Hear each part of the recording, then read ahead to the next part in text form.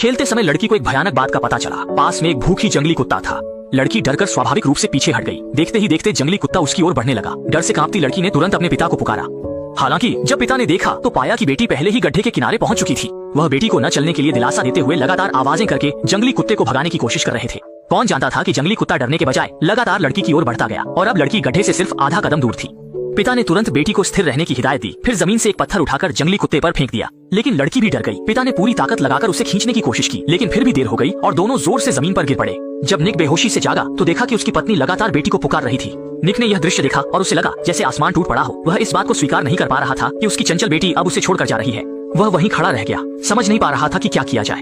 अचानक पत्नी दौड़कर आई और उसने पति का सिर पकड़ लिया। उसे निराशा से बाहर लाने की कोशिश करने लगी। पत्नी की लगातार थपथपाने से निक आखिरकार वास्तविकता में वापस आया। पूरी तरह होश में आने के बाद उसने देखा कि बेटी मरी नहीं थी। गिरते समय उसका हाथ टूट गया था। निक बेटी को प्रोत्साहित करते हुए उसकी चोट की जांच करने लगा। ये सुनिश्चित करने के बाद कि उसे हिलाया जा सकता है, निक ने तुरंत बेटी को उठाकर कार में बिठा दिया। बेहद जाओ लू में उसने सीधा एक्सीलेटर जमीन तक दबा दिया और हाईवे पर मानो स्पीड और फ्यूरियस जैसा दृश्य पेश कर दिया। हालांकि निक ने बेटी को पास के अस्पताल तक सुरक्षित पहुंचा दिया, लेकिन उसे यह देखकर आश्चर्य हुआ कि यह अस्पताल इतना दूर दराज होने के बावजूद भी यहाँ मरीजों की भीड़ लगी हुई थी। मजबूरी में वह लाइन में आगे जाकर खड़ा होना चाहता था, लेकिन नर्स ने उससे कहा कि उसे ठीक से लाइन में खड़ा होना चाहिए। मजबूर निक फिर वापस अपनी सीट पर जाकर इंतजार करने लगा।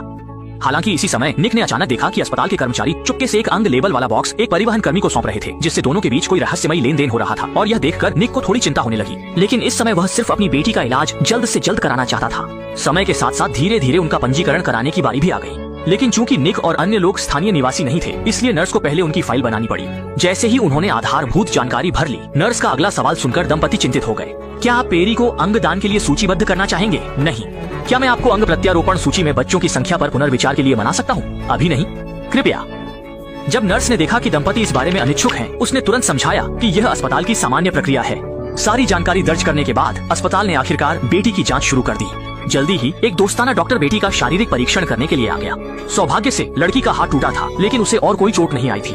लेकिन निक को यह देखकर आश्चर्य हुआ कि डॉक्टर उसकी बेटी की आंखों में बहुत रुचि ले रहा था, लगातार उसकी आंखों की सुंदरता की तारीफ कर रहा था और बार बार उनकी जांच कर रहा था। इसके बाद उसने दंपति को बताया कि हालांकि लड़की ऊपर से ठीक दिख रही है, लेकिन अंदरूनी चोट की संभावना से इनकार नहीं किया जा सकता, इसलिए उसे सीटी स्कैन कराना होगा।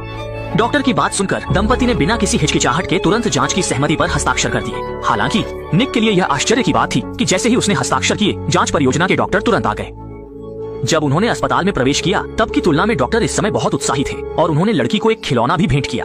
फिर उन्होंने लड़की को व्हील चेयर पर बैठाकर लिफ्ट की ओर ले गए। निक भी साथ जाना चाहता था, लेकिन डॉक्टर ने बताया कि नीचे का हिस्सा अस्पताल का सख्त नियंत्रण क्षेत्र है और केवल एक ही परिवार सदस्य को साथ जाने की अनुमति है। निक ने ज्यादा सोचा नहीं और अपनी समझदार पत्नी को बेटी के साथ नीचे जाकर जांच करवाने दिया। हालांकि इस समय से अजीब चीजें होने लगी। निक बैठकर इंतजार कर रहा था, लेकिन घंटों बीत गए।